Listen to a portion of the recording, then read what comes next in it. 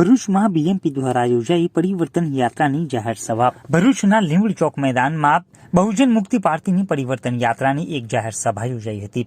આ જાહેર સભામાં વર્તમાન સરકાર અને આરએસએસ ઉપર પ્રહારો સાથે કોંગ્રેસ અને આપ ઉપર પણ પ્રવક્તાઓએ પ્રહાર કર્યા હતા।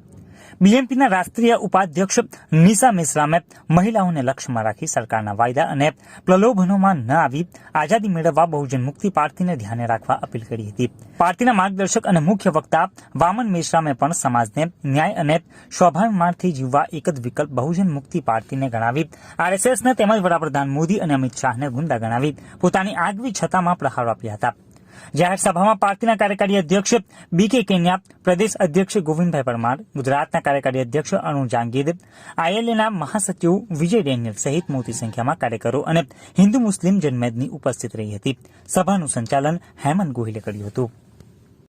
जी सर, पूछो। बस प्रोग्राम के संबंधित ये प्रोग्राम जो गुजरात परिवर्तन यात्रा का प्रोग्राम था और अभी 23 तारीख को गुजरात का परिवर्तन यात्रा का समापन होने वाला है।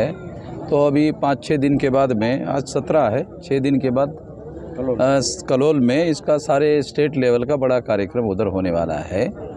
तो ये परिवर्तन के दृष्टि से ये परिवर्तन यात्रा निकाली कि गुजरात में परिवर्तन होना चाहिए, क्योंकि लोग जो है इस बात से परेशान हैं कि ये जाता है तो बी आता है, बी जाता है तो ये आता है, और परिस्थितियों में कोई खास बदलाव होता हुआ दिखाई नहीं देता।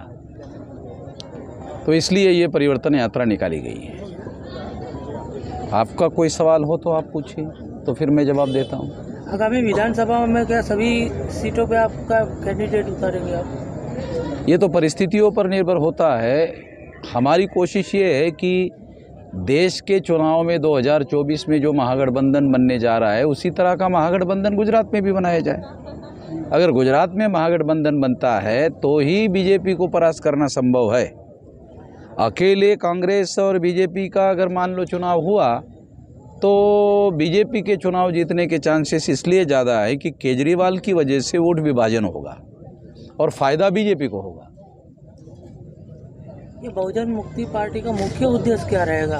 और मुख्य जिन लोगों को इस देश के डेमोक्रेसी में रिप्रेजेंटेशन नहीं मिला, 131 शेड्यूल कास्ट शेड्यूल ट्राइब के लोगों को मेंबर पार्लियामेंट जो है चुनकर जाते हैं, उनको पार्लियामेंट में बोलने भी नहीं देते।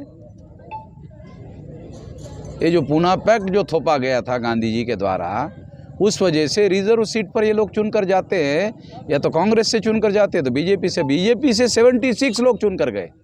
303 में 76 तो SC ST के है।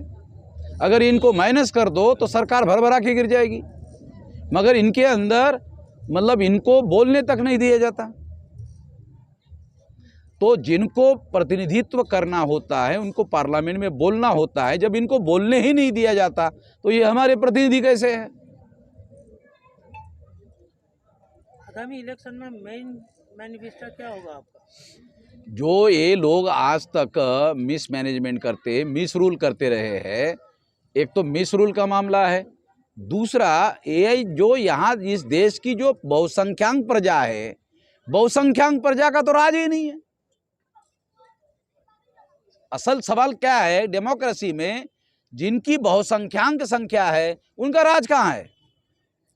देखो, कांग्रेस ब्राह्मणों ने बनाई हुई पार्टी है, बीजेपी ब्राह्मणों की बनाई हुई पार्टी है।